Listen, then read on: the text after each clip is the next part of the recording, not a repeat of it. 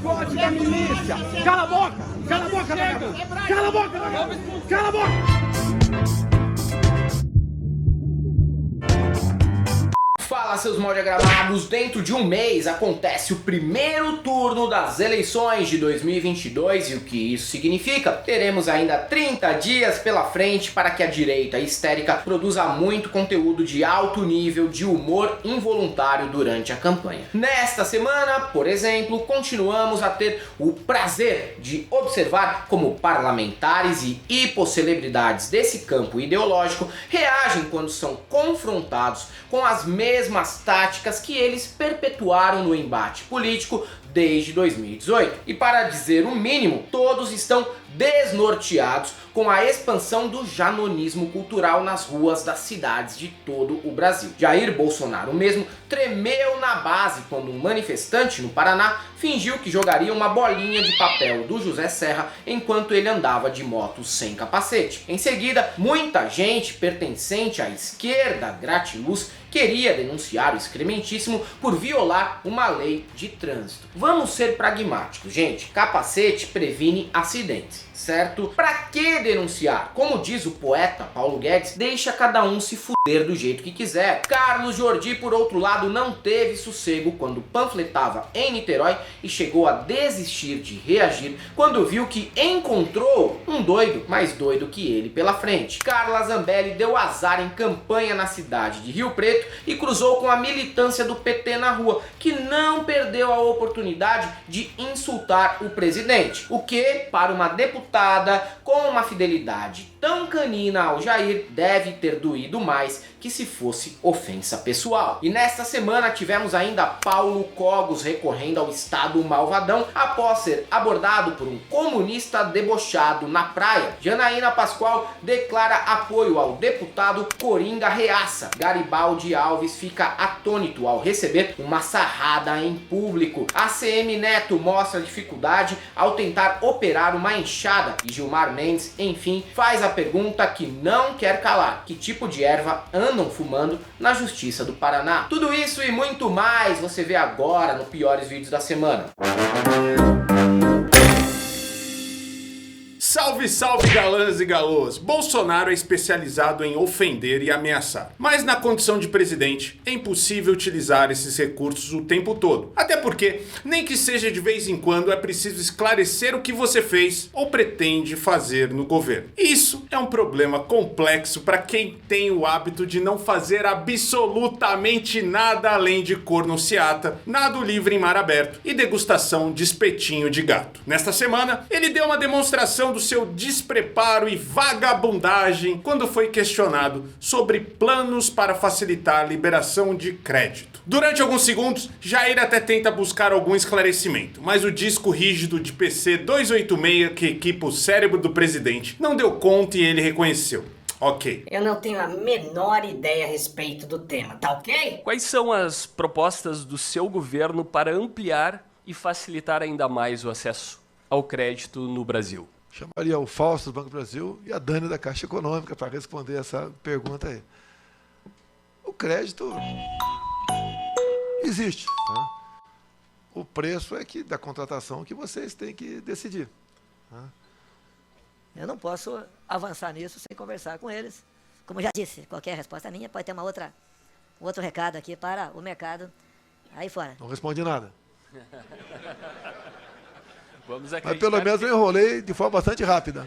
Nessa semana ainda, Jair passou por outros maus bocados, como quando foi ameaçado por uma bolinha de papel enquanto pilotava a moto e também ao ser questionado sobre o apelido Tchutchuca do Centrão. Momento que fez com que ele até desistisse de criar uma fanfic eleitoral ao lado de uma suposta venezuelana que o acompanhava. Por exemplo, a história da Tchutchuca do Centrão surgiu justamente dessa contradição. Tchutchuca do Centrão? Você não tem classe para fazer uma pergunta? Não, o que é Tchutchuca do Centrão?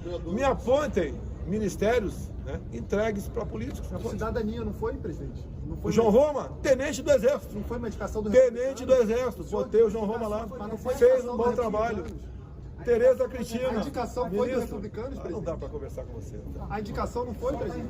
Para se redimir de uma semana péssima, anunciou que vai zerar impostos de ração para peixe, o que é só mais uma ação eleitoreira de quem não consegue crescer nas pesquisas e tá igualzinho um peixe que vai morrer pela boca em breve, muito breve. Antevendo esse boom, nós já estamos em contato com a equipe econômica para zerarmos todo e qualquer imposto para ração para peixe. Nesta semana também tivemos a denúncia de que a família adquiriu 51 casas com dinheiro em espécie, o que é suficiente para que eles saiam da política e se tornem concorrentes à altura do 5º andar no ramo imobiliário. Essa nova revelação sobre corrupção envolvendo os Bolsonaros foi mais uma ótima munição que a oposição pôde usar para explorar a incoerência do cidadão de bem. Ou será que depois dessa história, o certo seria chamá-los de cidadãos de bens? E assim como a direita fez durante anos a respeito do triplex do Guarujá, que nem era do Lula, a esquerda saiu às ruas para cobrar respostas dos militantes do Jair sobre essa quantidade pornográfica de imóveis que eles acumularam apenas fazendo política. Em Niterói, o escalado para responder sobre essa denúncia foi o chihuahua da família, Carlos Jordi, que fazia um ato de campanha tão animado quanto um show tributo à Legião Urbana com orquestra sinfônica. Um sujeito com um bigode completamente mal diagramado, me desculpe, provocou o deputado de 1,40 m com esse assunto e em seguida colocou em prática o janonismo cultural, método que consiste em fazer um escândalo e se precaver de uma agressão,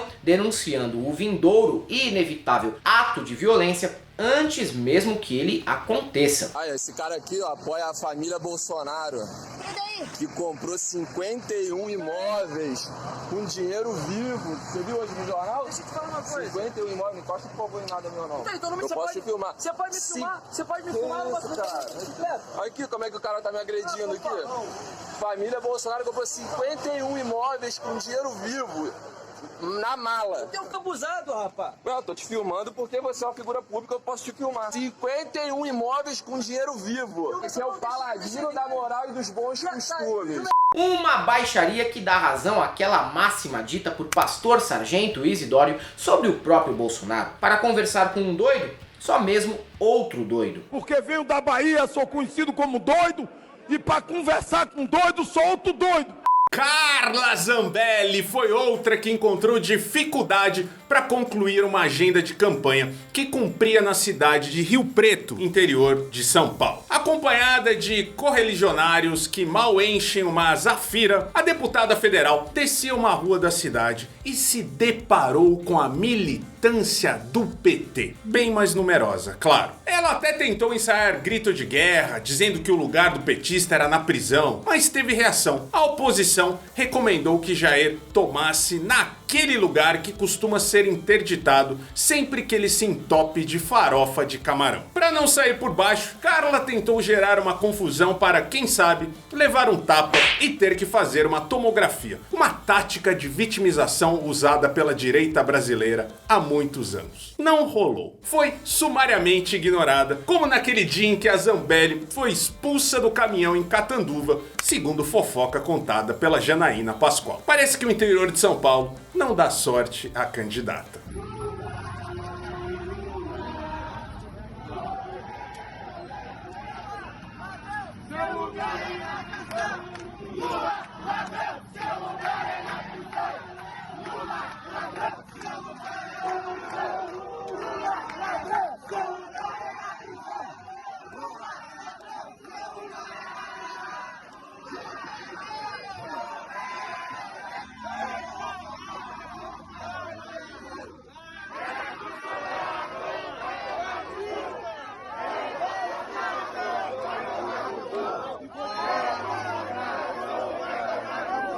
E claro que não vamos deixar de falar de Janaína Pascoal, candidata ao Senado por São Paulo. Nesta campanha, certamente, ela é uma das pessoas que mais me trouxe alegrias. Eu espero explico. Ao abrir mão da reeleição para a Lespe e disputar sem chance nenhuma uma vaga em Brasília, Jana garante que o Estado ficará livre dela por pelo menos 4 anos. Só um ingrato desprezaria esse ato de amor por São Paulo da professora da USP e cospobre de Vanessa Gerbelli. Mas mesmo fora da jogada, ela quer ao menos emplacar um novo candidato que também pertence à bancada do multiverso da loucura. Trata-se do Coringa Reaça, que disputa uma vaga de deputado e declarou apenas 1 centavo de bens à justiça eleitoral, o que é uma legítima fortuna para quem anda em público nesses trajes. E você, atendendo um pedido meu, vem candidato a deputado federal. Outro candidato que pretende aumentar a representatividade do Arkham Asylum paulista é o Paulo Cogos, ANCAP de 40 anos, que luta pelo fim do Estado e o resgate da masculinidade ancestral, seja lá que porra é essa. Quer dizer, lutava por essas pautas até precisar fazer um ato em Santos. Quando encontrou um opositor que celebrou Adélio Bispo em sua frente, o doidinho de bairro honorário foi atrás da polícia e exigiu que o seu opositor fosse preso. Incoerente com os próprios posicionamentos, mas ao menos a Maíra Cardi já sabe como ganhar mais um cliente para os seus cursos de emagrecimento. Basta ela gritar "Viva Adélio Bispo" para o Cogos, que o rapaz sobe do Zé Menino até os Jardins em disparada por pelo menos 5 vezes na semana. Fala aí, Cogos! Viva Adélio Bispo!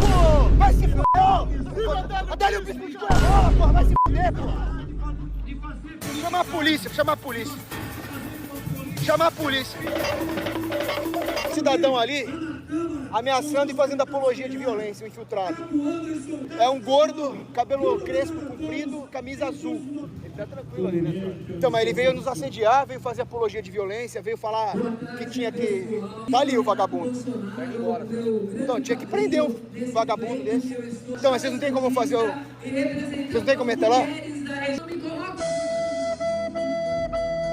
Campanha eleitoral também, espaço pra sarrada. Tá, não é, né? Mas se quiser dar uma ou receber uma no seu candidato, não há impedimento por parte do TSE. Sarrada? Oi, Matias. O que é isso? O que é sarrada? Ah, bicho, é melhor você não saber, não. Ué, o que significa? Tem a ver com... Como que? Fica aí na sua, melhor ainda. Bom, voltando aqui, o ex-senador Garibaldi Alves, que neste ano concorre a uma vaga de deputado federal pelo Rio Grande do Norte, foi vítima de uma inesperada surra de rabetão de uma eleitora, mais animada no último fim de semana. Sem jeito, o político de 75 anos também ficaria totalmente sem jeito. Enfrentou claramente um conflito cerebral. Enquanto a mão afasta a moça, a pelvis dele implora para que não haja um distanciamento entre os dois corpos. Mas 20 segundos nessa situação e um AVC seria inevitável.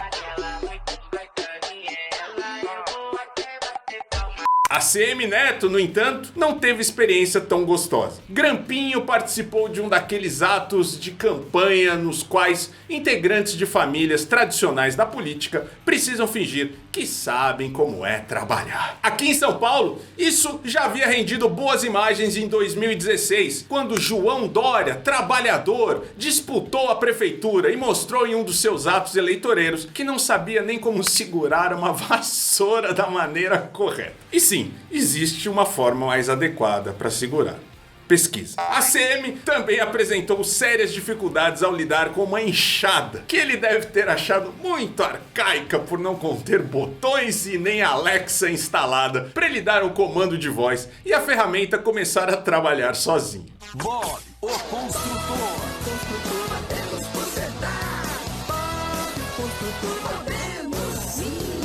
Antônia Fontinelli é muito pior que um relógio parado. Enquanto o objeto inutilizado ainda está certo 2 vezes ao dia, a ex-atriz em atividade erra absolutamente tudo, inclusive na armação dos óculos, que parecem um para-brisa de Palio Weekend. No melhor estilo atura ou surta, a loira criticou os conterrâneos do Piauí, que de acordo com ela, trocam votos em Lula por uma garrafa de cachaça. Já ela não. Ela é piauiense, mas não se submete a esse papel vexatório.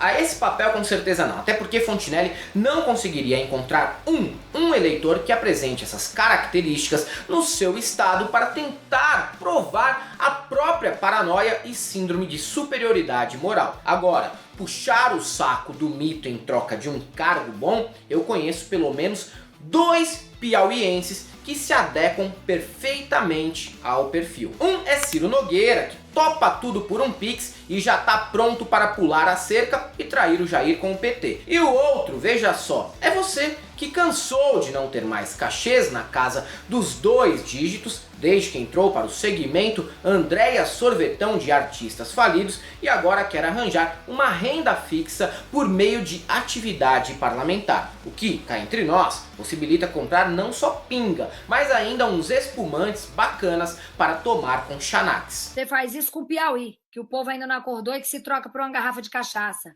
entendeu?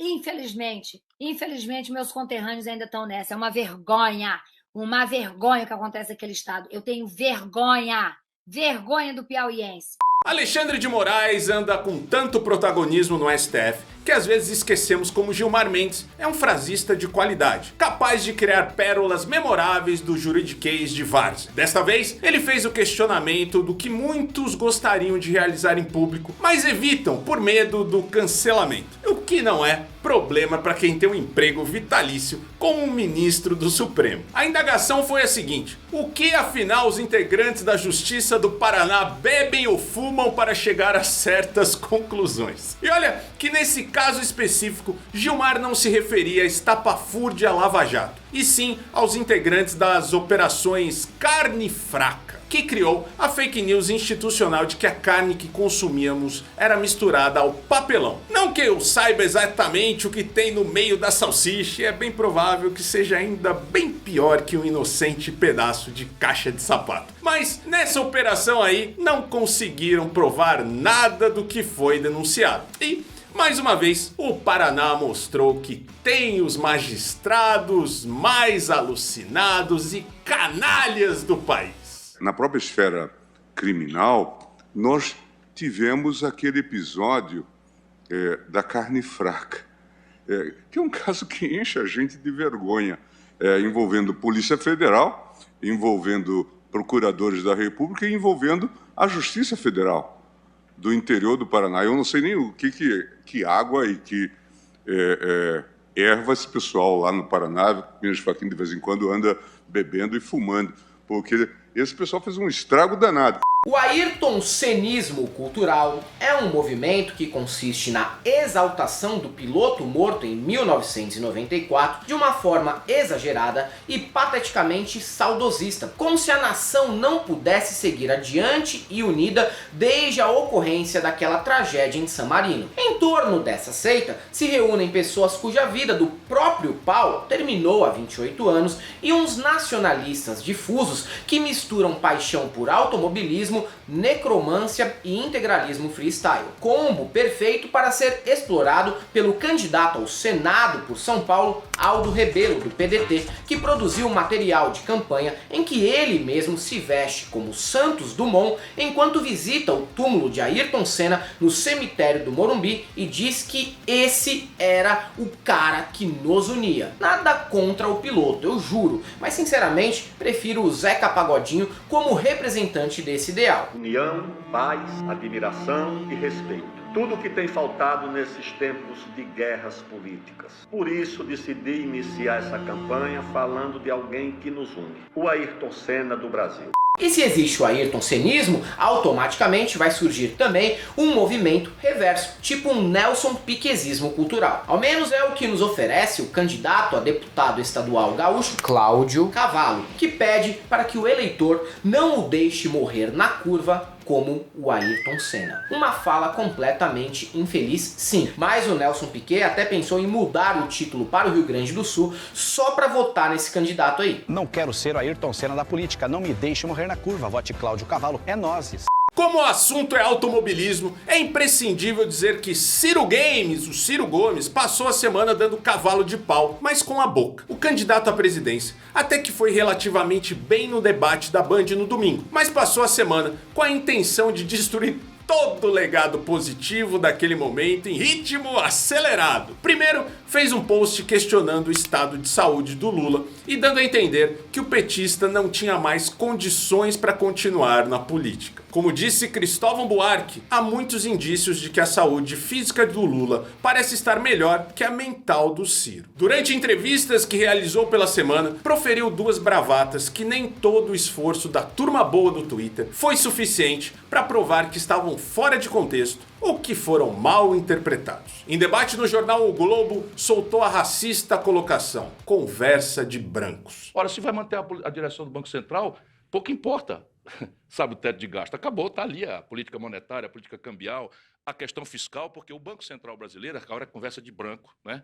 Em reunião na Firjan, comentou que o assunto debatido ali era apenas para especialistas e que o povo na favela não entenderia. Mas, um comício para gente preparada. Você imagina eu explicar isso na favela, né? Esse é o serviço pesado. Se a intenção for conquistar o eleitor mais radical do Jair quando esse for preso, tá no caminho correto. Se não for, ele está num processo acelerado de cavar a própria cova com a língua. O liberal é malandrão apenas quando está em sua zona de conforto, espalhando tolices e teorias que eles consomem em think tanks e repassando esses ideais pela internet como se fossem verdades incontestáveis. No entanto, quando precisam debater com pessoas que conhecem a fundo não só a bibliografia do próprio campo em que atuam, como também aquilo que foi produzido pelos adversários ideológicos, a coisa muda completamente. Elias Calil Jabor e Renata Barreto foram convidados para participar do podcast Inteligência Limitada, e quem fez jus ao nome do canal foi a moça. No debate, ela conseguiu provar que desconhece Karl Marx, mesmo se colocando no papel de crítica do filósofo alemão. Você fala muito de tecnologia, e Marx dizia que tecnologia iria acabar com os empregos. Ele tinha essa... Marx nunca disse isso. Tem escrito isso Marx nunca no disse Capital. Isso. Ele falava que tecnologia... Ele queria um desenvolvimento tecnológico, mas que ao mesmo tempo o fato de haver tecnologia, a criação de tecnologia, iria fazer acabar com os empregos ou mantê-los na subsistência. Ele nunca disse isso. Pessoal, só uma coisinha só. Eu li o Capital e o Marx nunca disse isso, tá? Só pra deixar olhar pra câmera. Ele nunca disse Mas ele isso. disse alguma coisa parecida? Não. Tem até uma loucura da lei do ferro dos salários que ele fala... Isso é o bronze. Isso é Ricardo, não é Marx. Mas lei de ferro dos salários? Isso não é Marx, é o Ricardo. Ele fala... Não é possível. Lei de ferro dos salários é Marx. Não é Marx. Procurei. O Ricardo pode até falar. Não é Marx. Marx. Ter falado, mas tem a lei de ferro dos salários de Marx. Não falou. Também ressaltou que quando a pauta é os Estados Unidos, país mais admirado pelos vira-latas caramelos daqui do Brasil, eles desconhecem quase tudo a respeito da história do país. E no caso da Renata, houve até um esforço. Vamos reconhecer, não um esforço de ler a respeito do tema, mas de pelo menos ver um musical sobre o pai fundador Alexander Hamilton, obra audiovisual que serviu de base para a fundamentação teórica usada na discussão. Vai vendo. Então, eu não sei o teor dessas cartas do Alexander Hamilton que você falou, mas a Constituição... Essas cartas, essas que você falou especificamente, não. Desse livro eu tô dizendo. Não, mas essa é a obra do Alexander Hamilton. Não, mas eu não li o relatório das manufaturas é a obra do Alexander Hamilton. O que eu li foi o que eu vi do documentário, inclusive viu agora como chama, o musical Hamilton nos Estados Unidos. Pelo menos Renata não confundiu o cara com um piloto que usa o mesmo sobrenome, o que certamente Nicolas Ferreira faria. E depois de ser humilhada no debate, o que ela fez, assim como Paulinho Cogos, saiu correndo. Não para chamar a PM, mas para reclamar no Instagram de quem riu da cara dela nas redes sociais. Fiquei realmente sensibilizado e comovido. Porém, quando eu assisto musicais, eu fico muito mais. E se você chegou até aqui, gosta do nosso canal, sabe que no primeiro comentário, dá uma olhada lá, tem os nossos apoios, que é muito importante nesse momento decisivo pro nosso país. Querem nos calar? Quem quer me calar? Dona Lourdes Melo? Não, muita gente! Então aqui, ó, tem o nosso Apoia-se, que só tira 13%, é a melhor forma de nos apoiar. A partir de R$5 mensais, você nos ajuda muito. Imagina muitas pessoas nos ajudando com R$5, mas também pode apoiar com 10, 15, 20, R$1 milhão. Tem também o nosso Pix, nossa conta corrente, o nosso PayPal aqui no YouTube, tem o botão do Seja Membro, que é muito importante também. São mais de 4.000 pessoas entre o pessoal do Apoia-se e o Seja Membro aqui no YouTube com a gente diariamente. Você também nos siga nas outras redes sociais, Twitter, Instagram e Facebook. E se você é um desses que foi em alguma cor do Seata do Bolsonaro, eu só tenho uma coisa pra te dizer: não passarão.